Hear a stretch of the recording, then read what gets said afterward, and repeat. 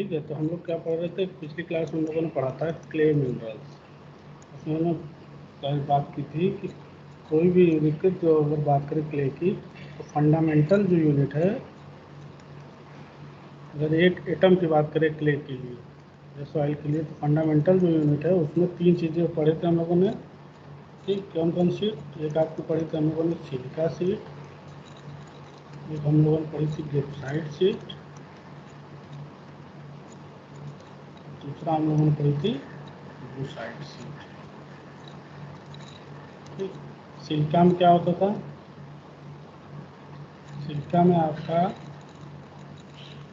Oxygen atom centre पे और इससे 4 सिलिकॉन एटम टेट्राहेड्रल मैनर में अटैच होते थे, और इसको डिनोट कैसे करते थे? इस फॉर्म में। ये आपका क्या था? Silica seat. इसी तरीके से ग्रेफाइट सीट में क्या था? ग्रेफाइट सीट में हम लोगों ने देखा था कि एल्युमिनियम आपका सेंटर पे, ठीक, और इससे जुड़े हुए एल्युमिनियम आपका सेंटर पे, और 6 आपके hydroxyl ion OH minus ion इससे ऑक्टाहेड्रल मैनर में जुड़े होते थे। ऑक्टाहेड्रल मैनर में जुड़े हुए, ठीक। तो और डिनोट कैसे करते हैं? रेक्टेंगुलर फॉर्म में एल बीच में। ठीक, ये आपके क्या होगी? ग्रेफाइट। इसी तरीके से ब्रूसाइट कैसे था? सेम इसी की तरह है, लेकिन यहाँ पे सेंटर क्या होता था? मैग्नीशियम। ठीक, तो ये 3 हमारे फंडामेंटल यूनिट से, इन्हीं 3 फंडामेंटल यूनिट के हेल्प से हम लोगों को आज पढ़ना है कि तीन हमने पढ़ा था कि इन 3 फंडामेंटल यूनिट के हेल्प से 3 तरीके के क्ले मिनरल्स हैं। जैसे आप लोगों ने एटम पढ़ा, एटम में, फिर उसके बाद हम लोग पढ़ते हैं एलिमेंट। तो क्ले मिनरल इन 3 यूनिट को जोड़ के 3 तरीके के बने थे। कौन कौन से? पहला आपका था कायोलिनाइट, दूसरा इलाइट, तीसरा मॉन्ट मोरेलियनाइट। स्क्रीन दिख रही ना सबको?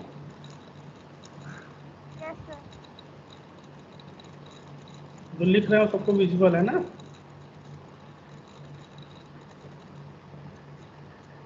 ठीक है, तो जी सर। ठीक, कायोलिनाइट में क्या था?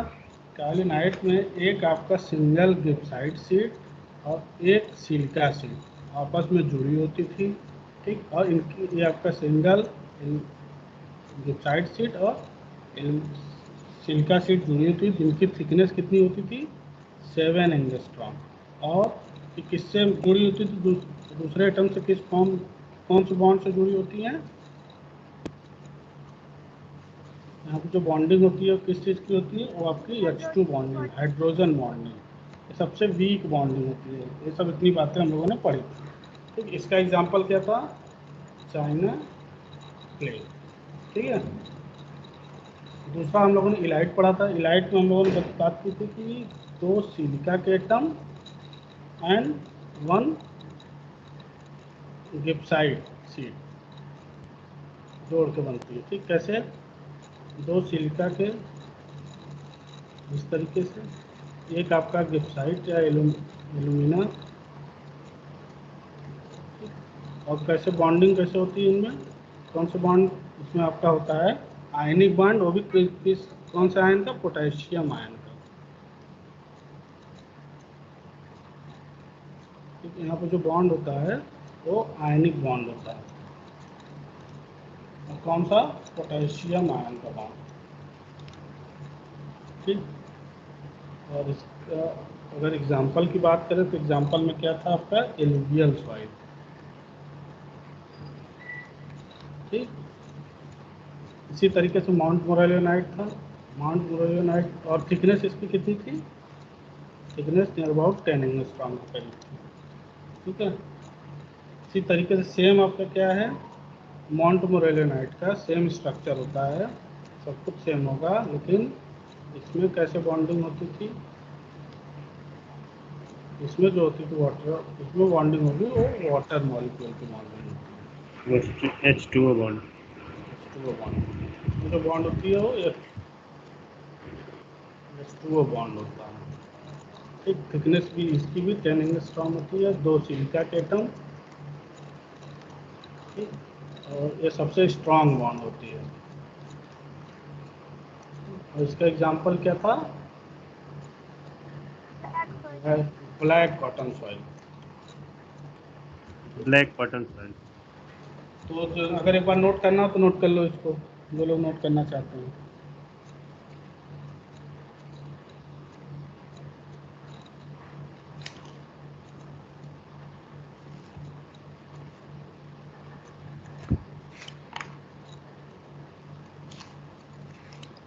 पूरा क्ले मिनरल्स में इतनी चीज़ें पढ़नी थी बस।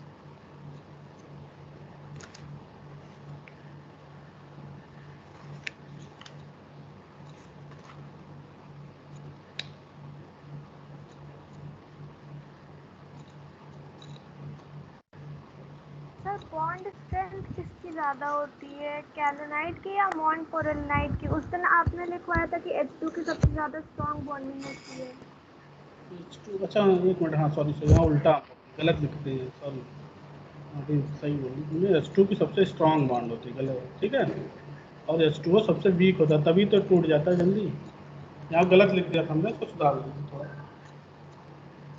H2 की सबसे स्ट्रांग बॉन्डिंग होती है, तो इसके कारण इसमें कुछ भी अगर हम वो वाटर का ऐड करेंगे, मॉइस्चर चेंज करेंगे, तो कोई ज़्यादा उसके वॉल्यूम चेंज नहीं होता है स्ट्रांग बॉन्डिंग का, क्योंकि इसमें ब्लैक कॉटन में चेंजेस होते हैं बहुत ज़्यादा। ठीक है, आगे चलें। Yes sir. अब देखो, एक चीज़ हम बताने जा रहे हैं जो कि उसकी पीपीटी हम अभी हमारे पास नहीं है, हम आपको पीपीटी वो अलग से दे देंगे, ठीक है, इसी में अपलोड कर देंगे, लेकिन इम्पॉर्टेंट है सिलेबस के लिए, हमको थोड़ा मिस हो गया लग रहा है। क्या है कि मेथड्स अब हम यूनिट के लास्ट में चल रहे हैं, मतलब 80% सिलेबस आपका कंप्लीट हो चुका है, मेन पार्ट। अब थोड़ा बहुत थ्योरेटिकल चीज़ें बची हैं, वो पढ़ना है। Methods of determining water content, PPT हम प्रोवाइड कर देंगे, बाकी अगर आप लोग साथ में नोट करते चलिए। ठीक, वाटर कंटेंट कैसे डिटरमाइन किया जाता है इन लैब, लैब में कैसे डिटरमाइन किया जाता है? इसके लिए फॉलोइंग मेथड से, पहला आपका है ओवन ड्राई मेथड, दूसरा है आपका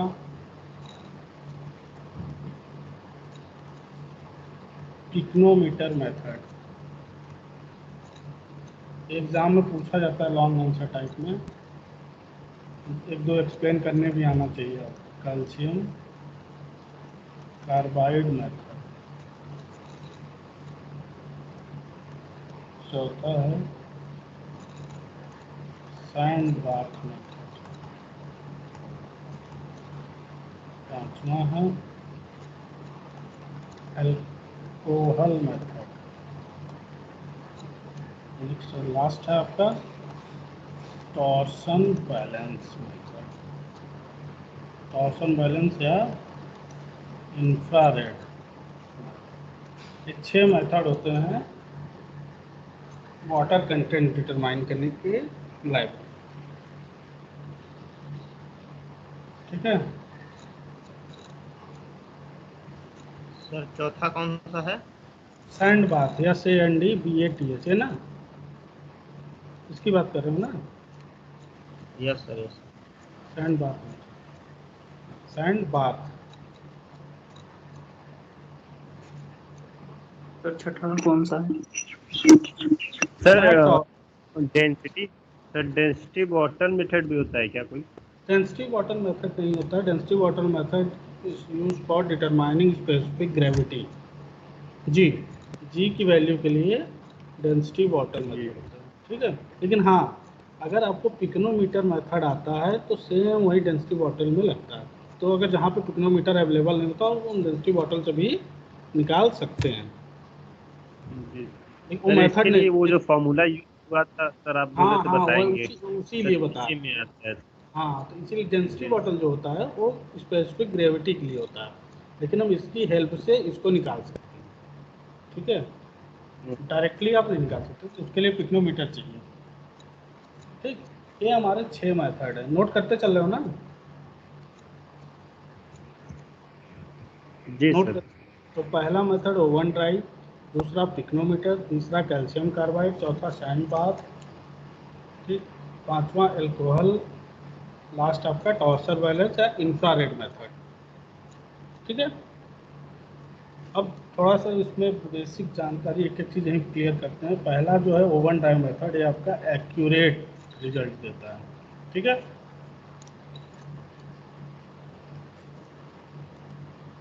ओवन ड्राई मेथड जो है आपका एक्यूरेट मेथड देता है।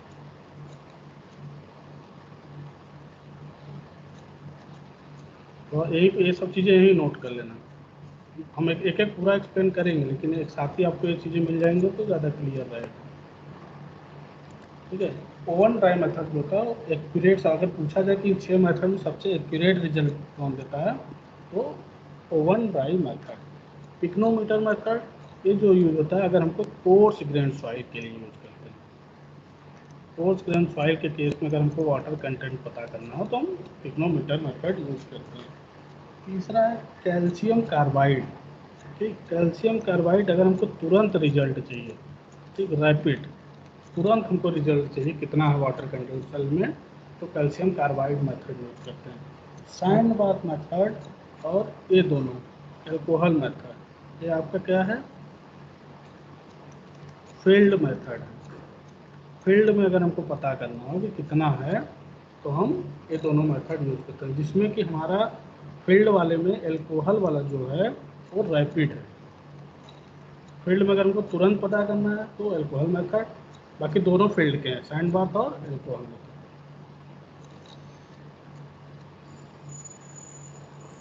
ठीक है, ये आपका कॉमन लैब मेथड है।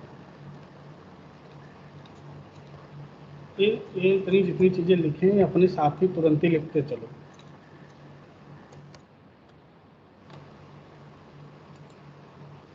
फील्ड मेथड क्या था सर? फील्ड मेथड मतलब अगर हमको पता करना है कि सॉइल की वाटर कंटेंट कितनी है फील्ड में, जहाँ पे आपका साइट है, आपको लैब में ला के टेस्ट नहीं करना है, तो हम फील्ड में ही बता सकते हैं इन दोनों मेथड की, आपकी एल्कोहल और कैल्शियम कार्बाइड की हेल्प से, एल्कोहल और सैंडबाथ की हेल्प से, कि कितना वाटर कंटेंट है on the side in Situ type. समझ में आया? यस। हम साइट पे ही बता सकते हैं कि कितना वाटर कंटेंट है। Okay sir. उसमें से जो आपका एल्कोहल वाला है वो क्विक है, मतलब हमको सैंड बाथ में तो टाइम लगेगा, एल्कोहल वाला तुरंत ही रिजल्ट दे देगा। ठीक, अभी सब एक एक सबका पढ़ेंगे, पूरा अच्छे से पढ़ेंगे। अभी बस हम कह रहे हैं इसको जैसे नोट करे हो अपने साथ ही तुरंत वहीं पे नोट कर लो, ताकि आपको अगर कोई पूछे कि सबसे एक्यूरेट कौन देता है, तो ओवन ड्राई मेथड देता है। कोर्स ग्रेन के लिए कौन सा यूज होता है, तो पिक्नोमीटर यूज होता है। रैपिड सबसे तुरंत कौन देता है, तो कैल्शियम कार्बाइड देता है। फील्ड के कौन से टेस्ट हैं, तो सैंड बाथ और एल्कोहल मेथड टेस्ट है। ठीक, ये सब बेसिक जानकारी आपको यही लिख लीजिए, फिर एक एक हम लोग पढ़ते हैं बारी बारी से।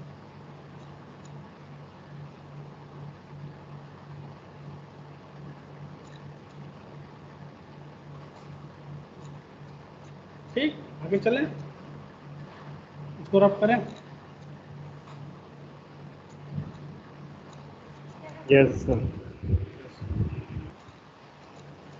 अब एक एक पढ़ते हैं। इसमें न्यूमेरिकल भी आता है, इसके ऊपर ज़्यादा जरूरी है। पहला है आपका oven dry, oven dry method. ठीक, ओवन ड्राई मेथड में हम क्या करते हैं, ड्राई को ओवन में हीट करते हैं 24 आवर्स के लिए। ठीक, और उसके बाद उसका वाटर कंटेंट निकालते हैं। जैसे अगर हम बात करें कि ले लेते हैं लेट W1, W1, W1 क्या है, वेट ऑफ एम्प्टी कंटेनर। खाली कंटेनर का वेट कितना है W1, जिसमें आपको सैंपल लेना है।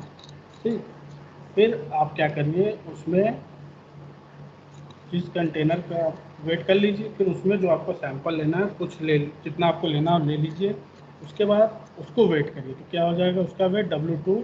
उसको क्या बोलेंगे, वेट ऑफ कंटेनर प्लस जिस सॉइल का हमको निकालना है, मॉइस्ट सॉइल या सॉइल सैंपल W2। ठीक, नेक्स्ट करिए, इसको क्या करिए आप 24 आवर्स इसको रख दीजिए अब ओवन में। 24 आवर्स के लिए ओवन ड्राई कर दीजिए। ठीक, उसके बाद उसका वेट ले लीजिए। तो अब वेट W3 आएगा, वो किसका होगा, वो वेट होगा weight of container plus weight of dry soil.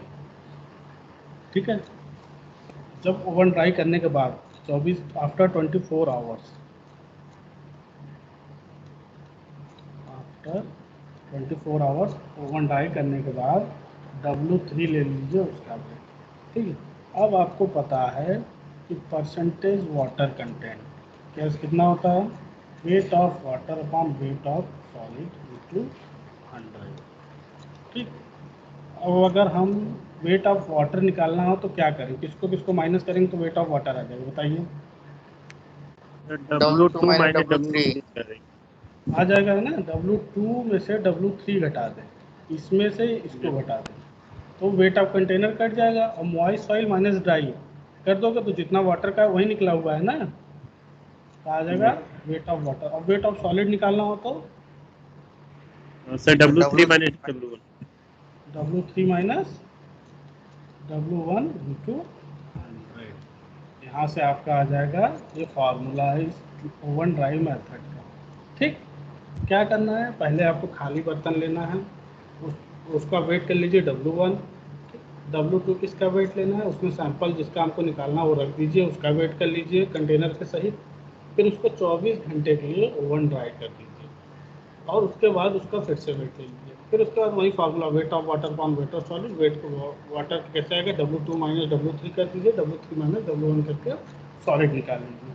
तो ये मेथड है, बेसिक अलग मेथड। अलग हाँ अलग बोलो। अलग सॉइल के लिए सर हाँ हाँ, टाइमिंग अलग अलग होता है। बता रहे हैं भाई, बता रहे हैं, अभी पूरा ख़त्म नहीं हुआ है। ठीक, ये तो हुआ प्रोसीजर। अब बात आती है दो चीज़ें इसमें कि ओवन, जो यहाँ पे 24 आवर्स लिखा है और ओवन ड्राई लिखा है, ये सब सॉइल के लिए नहीं होता है। कहने का मतलब कि ओवन ड्राई करना है 24 आवर के लिए। ठीक, और कितने टेम्परेचर पे, 100 प्लस माइनस 10 डिग्री सेल्सियस के करीब पे करना होता है। ठीक, 100 मतलब 90 से लेके 110 से लेके सारे सॉइल। ठीक, खास करके ये आपका जो सॉइल है वो इनऑर्गेनिक सॉइल के लिए, मतलब जनरल सॉइल में आपको इसके लिए यूज होता है। और ऑर्गेनिक सॉइल,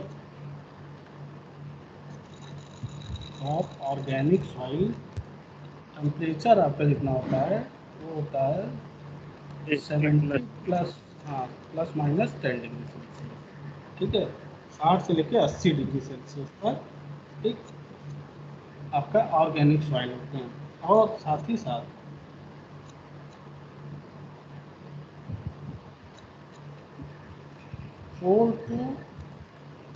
4 से 6 घंटे अगर ओवन ड्राई करते हैं, किसको, सैंड के लिए होता है।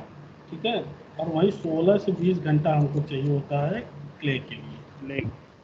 ठीक, ये तो हुआ सैंड और क्ले केस में। तो लेकिन हम अगर जनरल 24 आवर्स हीटिंग करते हैं तो काम हमारा बनते हैं फॉर ऑल टाइप।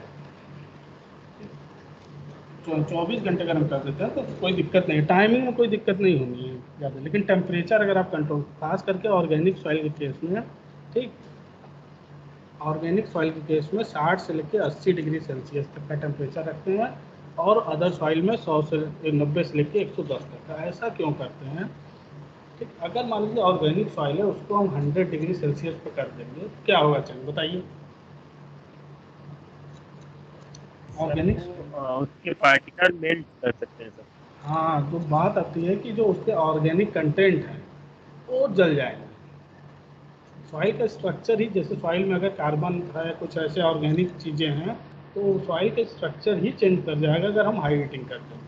ठीक, तो इसीलिए ऑर्गेनिक के सॉइल के केस में ये टेम्परेचर दिया गया है। साथ ही साथ अगर बात को ये भी कह सकते हो कि सर अगर हमको सॉइल में से पानी निकालना है तो हम 500 डिग्री कर दें, आधे घंटे में हो जाएगा हमारा काम। यही तो बात कर सकते हो ना कि अगर हम सॉइल को 500 डिग्री सेल्सियस पे तुरंत गर्म कर दें, ठीक, तो तुरंत ही हमारा काम बन जाएगा। वो भी नहीं कर सकते, क्यों?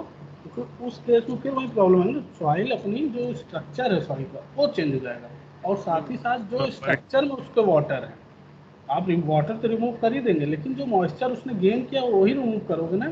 आप जो उसके स्ट्रक्चर में, जैसे कि अभी हमने पढ़ा ना माउंट मोरेलोनाइट में H2O बॉन्डिंग में, अगर हम 500 डिग्री कर दें तो माउंट मोरेलोनाइट वाला जो उसका स्ट्रक्चर है वो वाला पानी वहाँ से रिमूव हो जाएगा, यानी उसकी बॉन्ड ब्रेक हो जाएगी। बॉन्ड ब्रेक हो जाएगी, क्ले सॉइल आपका बचेगा ही नहीं, दूसरा स्ट्रक्चर ही चेंज कर जाएगा। इसीलिए इसको कंट्रोल्ड हीटिंग में हम लोग करते हैं, ताकि जो उसने मॉइस्चर गेन किया एटमॉस्फेयर से उसको ही हम मेजर करते हैं। ठीक है, ओवन ड्राई मेथड समझ में आ सकते हो, ये आपका एक्यूरेट मेथड है, काफ़ी एक्यूरेट रिजल्ट देता है। क्लियर है सबको? ये आपका yes sir. Accurate but time taking है, 24 घंटा इसके लिए चाहिए कम से कम आपको, एक्यूरेट बट टाइम टेकिंग। ठीक है, सब लोग नोट कर लिए तो आगे बढ़ें, बोल दीजिएगा।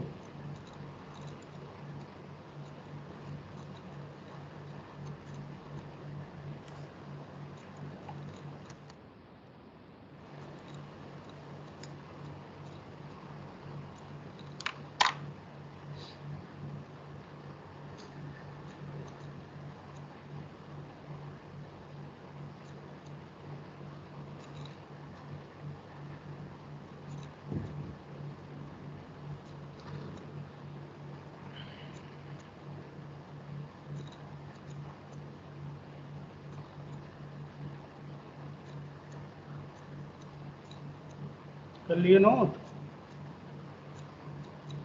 Yes sir.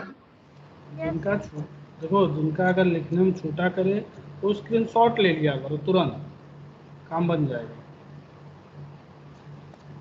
अगर जिनको नोट करना है तो दूसरा ऑप्शन है, इसको स्क्रीनशॉट ले लो। ठीक, आगे बढ़ें। ओवन ड्राई मेथड सबको क्लियर हो गया?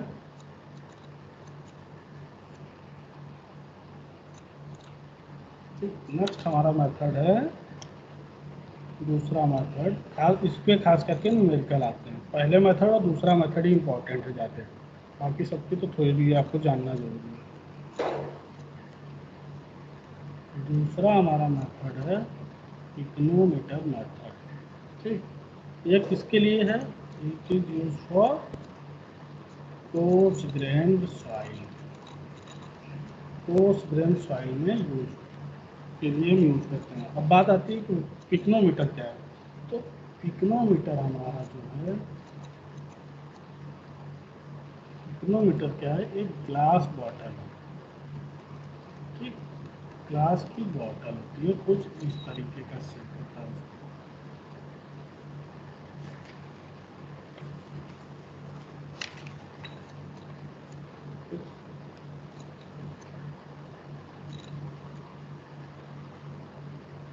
ठीक है, कुछ इस तरीके का बॉटल होता है, और इसका जो वॉल्यूम होता है वो कितना होता है? 900 ml, 900 ml इसका वॉल्यूम होता है। ठीक, यह मेथड जो है आपका ओवन ड्राई से लेस एक्यूरेट होता है। एक्यूरेट जो बात करोगे तो pycnometer method oven dry method से less accurate, but takes only 20 to 30 minute. मतलब हम 24 घंटे में तो नहीं, लेकिन 20 से 30 मिनट में बता सकते हैं, लेकिन as compare to oven dry method less accurate होता है।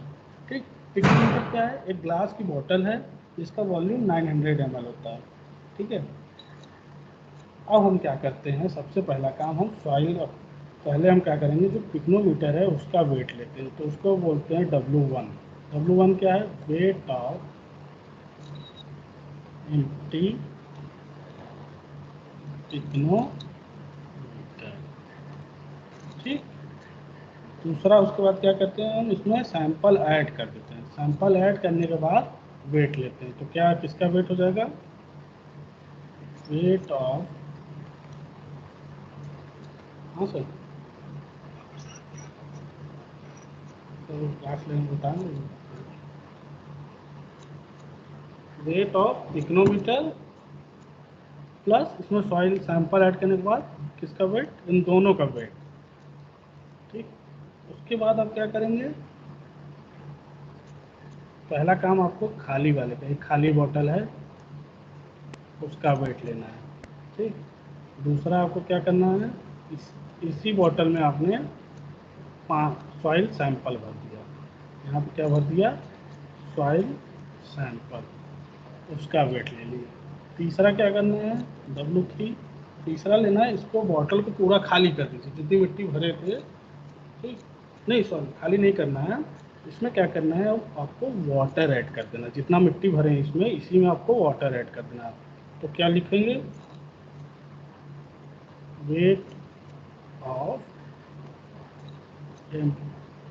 Wait of pycnometer plus soil sample soil sample plus water. Plus water. कहने का मतलब है कि जो अभी आपने बॉटल बनाया था, इसमें सॉइल सैंपल जिसमें भरे हैं, ठीक, अब इसी में आपने क्या भर दीजिए, अब भर दीजिए वाटर, जितना खाली है सब पूरे में वाटर भर दीजिए। तो ये वेट किसका जो है, सॉइल सैंपल प्लस वाटर का। ठीक।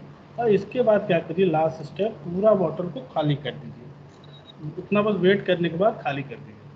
खाली करने के बाद फिर से वेट ले लीजिए, उसमें क्या करिए, पूरा सॉइल पूरा साफ करने के बाद पूरे बॉटल में सिर्फ और सिर्फ वाटर भर दीजिए। कहने का मतलब है कि हमको लास्ट वाला वेट लेना हो, किसका होगा, वेट ऑफ पिक्नोमीटर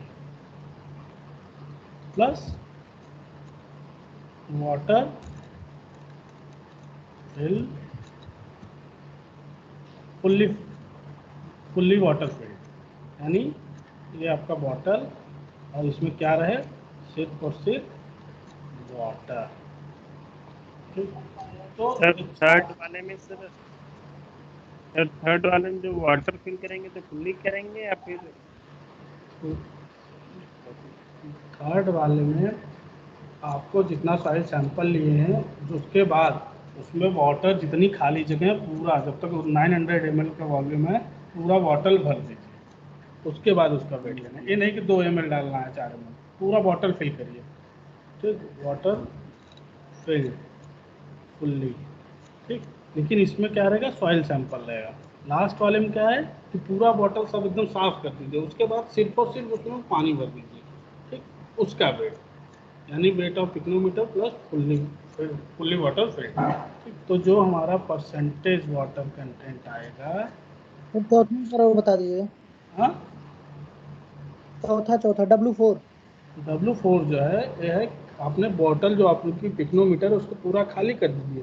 ठीक। खाली करने के बाद उसमें पूरा पानी भर दीजिए, तो पानी का वेट और पिक्नोमीटर का वेट, यानी W4 क्या, wait of pycnometer plus fully water, fully filled of water. ठीक। मतलब ये देखिए, वाटर इसमें बस प्रेजेंट हो और बॉटल का वेट। ठीक। फाइल सैंपल आपने निकाल दिया है, पूरा साफ कर दीजिए। ठीक। उसको वेट को W4 बोल रहे हैं। तो जो हमारा फार्मूला बनता है परसेंटेज वाटर कंटेंट का, वो फार्मूला होता है W2 minus W1 divided by W3 minus W4। ठीक। ब्रैकेट में G minus 1 divided by G minus 1 into 100। ठीक। किसी को अगर डेरिवेशन का थोड़ा अगर पढ़ना होगा, इसका डेरिवेशन, वैसे डेरिवेशन आपके सिलेबस में नहीं है।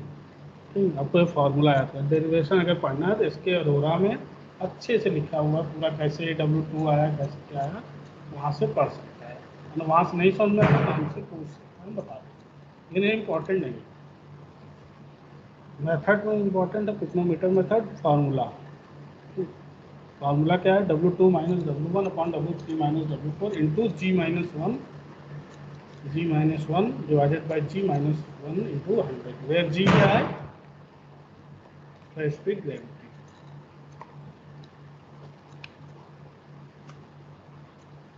ठीक है। Yes sir. मेथड समझ में आया? पहले क्या करना है आपको, खाली बॉटल जो 900 ml वाली खाली बॉटल है उसका वेट ले लेना है। ठीक, फिर उसमें सॉइल सैंपल। अब सॉइल सैंपल बात है कि पूरा भरना है, थोड़ा जितना आपको सैंपल लेना है 200 ग्राम 400 ग्राम या पूरा भी भर सकते हो जितना आपको लेना है। ठीक, उतना लेकर उसका वेट कर लीजिए। ठीक, W2 आ गया। और उसके बाद उसमें पानी भरना शुरू करिए जब तक बॉटल भर नहीं जाता है। फिर उसका वेट ले लीजिए, वो W3 हो गया। फिर पूरे सैंपल को खाली कर दीजिए और उस पिक्नोमीटर में बस पूरा वाटर से फिल कर दीजिए उस पिक्नोमीटर को, यानी पिक्नोमीटर बॉटल प्लस वाटर का वेट। उसके बाद वो W4 हो गया और ये आपका फार्मूला है। फार्मूला क्या है, W2 minus W1 divided by W3 minus W4 into G-1। आपको बस याद क्या ध्यान रखना है कि पहले खाली वाले का W1 होता है, फिर सॉइल वाले का W2 होता है, फिर सॉइल और वाटर दोनों वाले का W3 होता है, फिर वाटर वाले का सिर्फ W4 होता है। तो ऐसे इस चीज़ को अगर आप क्रॉनिकल वे में याद करेंगे तो आपको क्लियर रहेगा चीज़। ठीक है। सर हम्म, सर जैसे W2 माइनस W1 है तो इसको बोल सकते हैं वेट ऑफ सॉइल सैंपल। बिल्कुल बिल्कुल बोल सकते हो। Sir W3 minus sir W4 को क्या एक बोल सकते हैं? W3 minus W2 minus W1 को बोल सकते हैं sir weight of soil soil sample. Sample. W3 minus sir W4 का ऐसा W3 कोई माइनस कॉमन टर्म, W4 को ऐसा कोई कॉमन टर्म बनेगा नहीं, समझे। अगर टर्म की बात कर रहे हो तो बनेगा नहीं ऐसा कोई टर्म। फिर भी अगर हम एक क्वेश्चन है हमारे पास तो हम पूछे सही चीज़ है, क्वेश्चन देख लेते अगर मिल जाता हम तो लोग खुद करा देते हैं।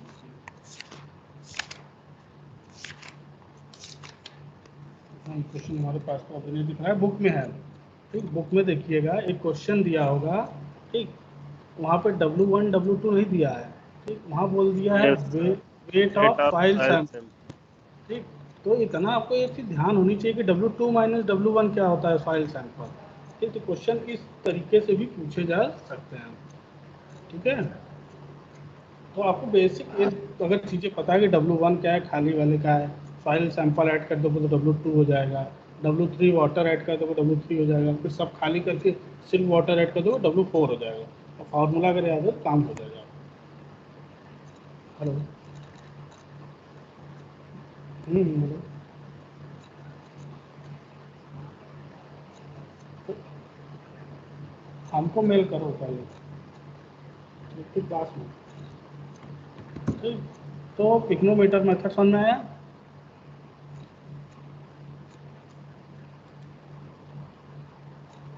ठीक है। अब एक चीज़ कभी कभी पूछी जाती है, खास करके जो लोग थोड़ा तैयारी वारी कर रहे हैं उनके लिए है, अगर नोट करना चाहते हैं पिक्नोमीटर मेथड में नोट कर कि जो मेथड आपका है वो सुटेबल किसके लिए है, मोस्ट सुटेबल कोर्स ग्रेन के लिए, कोर्स ग्रेन सॉइल के केस के लिए सुटेबल है। लेकिन अगर हमको फाइन ग्रेन का निकालना हो,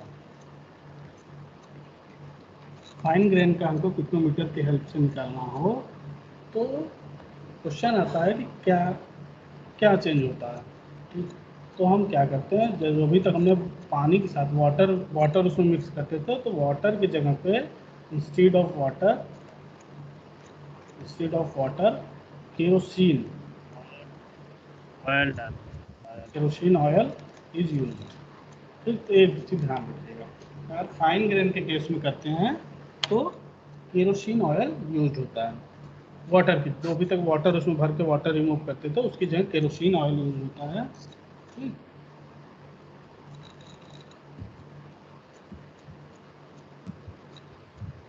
सर केरोसिन को ही क्यों करते हैं? केरोसिन को इसलिए कहते हैं कि ये आपका क्या होता है, बेटर वेटिंग एजेंट।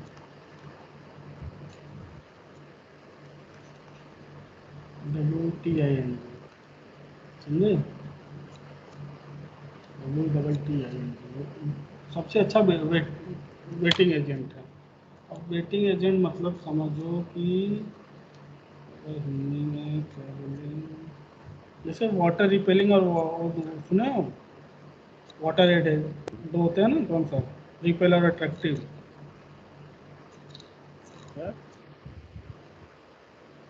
अरे यार जैसे कि कौन सा एग्जांपल तो हम समझा रहे हैं। वेटिंग एजेंट ऐसे एजेंट की जिनके यूज करने से आपका जो सरफेस टेंशन रिड्यूस है। तो हम फाइन के केस में इस केरोसिन को इसलिए यूज होते हैं ताकि वाटर जो आपका मिक्सिंग हो, ठीक, वो पूरी तरीके से अच्छी हो और आपका सरफेस टेंशन कम हो जाए, ठीक। तो सर इसलिए हम केरोसिन, हाइड्रोफिलिक क्या होता है? हाइड्रोफिलिक क्या बोल रहे हो? आवाज, हाइड्रोफिलिक। Hydrophilic yes.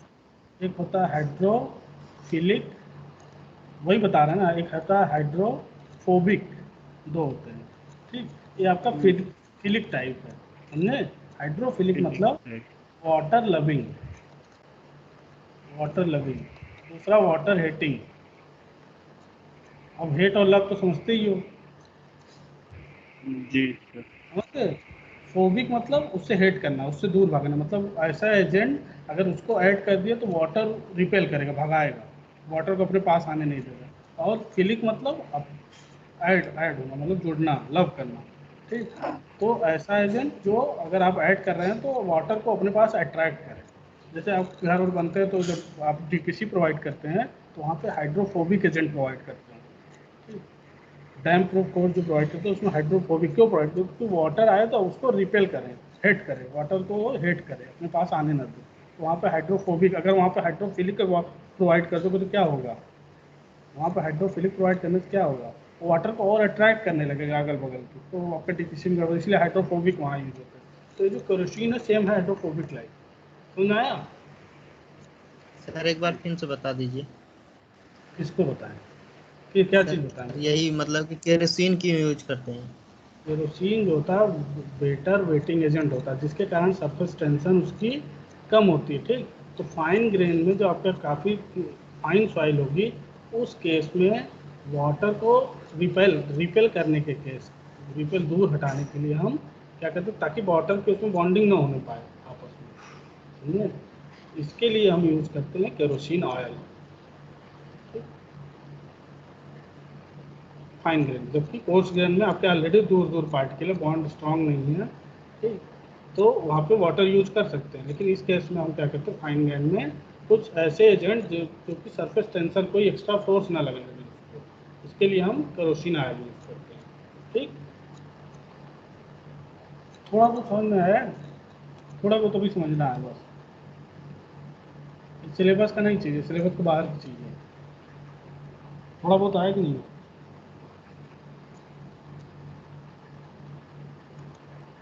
ये सिलेबस में नहीं है सर हम लोग के? सिलेबस में पिग्नोमीटर मेथड है, ये नहीं है कि उसमें फाइन ग्रेन में तेल पानी मिलाना है।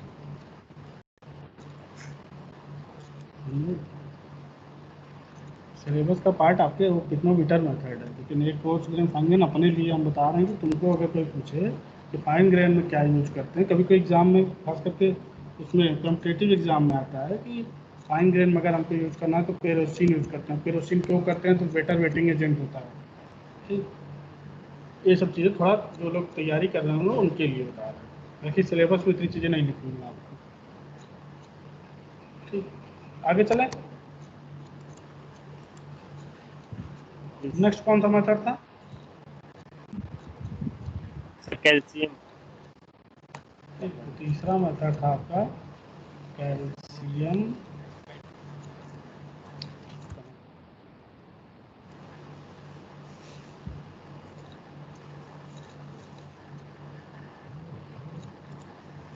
तीसरा मेथड था आपका कैल्शियम कार्बाइड मेथड, ठीक है। यह आपका एक तरीके का रैपिड टेस्ट भी है, है लेकिन अब छोड़, क्योंकि टाइम हो गया, अभी पूरा हम करा नहीं पाएंगे इसको।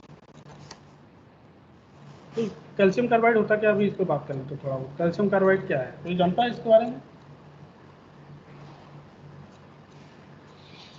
कैल्शियम कार्बाइड को देखा है कभी?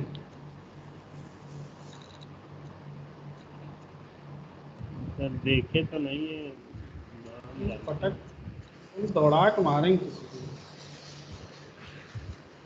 सब लोग देखे हो। मैं देखे हैं, नाम ना पता हो। नाम, अरे यार सबके घर में यूज होता है। अब बताओ। क्या व्हाइट वॉशिंग में चूना हो रहा है क्या? कार्बाइड वो आम वाला नहीं, कार्बाइड है पकाने वाला। व्हाइट वॉशिंग में जो यूज होता है चूना। चूना पत्थर यूज किए हो, व्हाइट वॉशिंग वाला? हाँ, यस सर, वो कौन नहीं देखा है चूना पत्थर? देखें। क्यों ना सब लोग, अरे घर में पेंटिंग Yes, वोंटिंग होती है, व्हाइट वॉशिंग होती है। सर चूना से कहाँ होता है? अरे महाराज होता है ना चूना, इसे देखे, हम बोले होता है नहीं होता, लेकिन देखे हो कि नहीं देखे हो, हम ये पूछ रहे हैं। देखे हैं सर। हाँ तो बस होता है, तुम्हारे यहाँ नहीं होता, कहीं तो होता होगा। चूना पत्थर तो सभी लोग देखे होंगे अपने जीवन काल में।